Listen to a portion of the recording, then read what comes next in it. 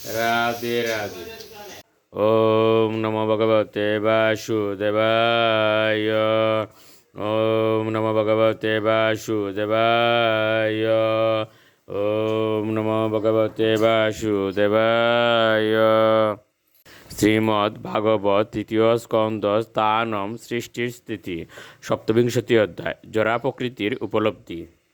শ্লোক ২৬। এবং বিদিত তত্ত্বস্য প্রকৃতির্ময়ী মানসম যুঞ্জতু নাপকুরুত আত্মারামস্য কর্হিচিৎ। অনুবাদ: আত্মারাম ব্যক্তি জড়জাগতিক কার্যকলাপে যুক্ত হলেও জড়া প্রকৃতির প্রভাব কখনো তার অপকার করতে পারে না, কেননা তিনি পরম তত্ত্ব সম্বন্ধে অবগত এবং তার মন পরমেশ্বর ভগবানে স্থির হয়েছে। শ্লোক ২৭। যদৈবম অধ্যাত্ম রতঃ কালেন বহু জন্মনা সর্বত্র জাত বৈরাগ্য ব্রহ্ম ভুবনাৎ মুনিয়। অনুবাদ: কেউ যখন বহু বর্ষব্যাপী এবং বহু জন্ম জন্মান্তর ধরে ভগবৎ সেবা এবং আত্ম উপলব্ধিতে এইভাবে যুক্ত হন, তিনি ব্রহ্মলোক পর্যন্ত এই জড়জগতের যে কোনো লোকের সুখ উপভোগের প্রতি সম্পূর্ণরূপে বিরক্ত হন, তার চেতনা সম্পূর্ণরূপে বিকশিত হয়। শ্লোক ২৮-২৯।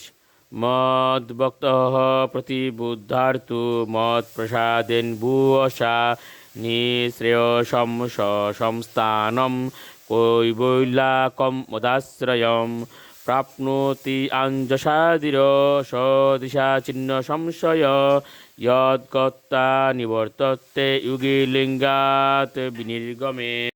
অনুবাদ: আমার ভক্ত প্রকৃতপক্ষে আমার অন্তহীন অহৈতুকী কৃপার দ্বারা আত্ম উপলব্ধি লাভ করেন এবং তার ফলে সমস্ত সংশয় থেকে মুক্ত হয়ে তিনি তার গন্তব্যধামের প্রতি অবিচলিতভাবে অগ্রসর হন, যা আমার অনাবিল আনন্দময় পরাশক্তির আশ্রয়াধীন। সেটি হচ্ছে জীবের চরম সিদ্ধির পরম লক্ষ্য।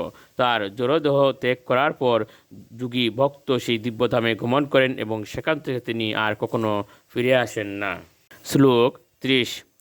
যদান যুগ উপচিতাসু চেতো মায়াসু সিদ্ধস্য বিসর্জতে অঙ্গ অনন্য এ তু শতমে গতিয়সেদ আতন্তে কি যত্র ন মৃত্যু হাস।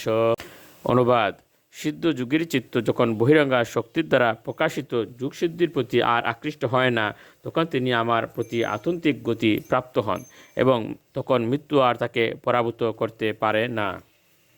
ইতি শ্রীমদ্ভাগবতের তৃতীয় স্কন্ধে জরা প্রকৃতির উপলব্ধি নামক সপ্তবিংশতি অধ্যায়ের ভক্তিবেদান্ত তাৎপর্য। রাধে রাধে।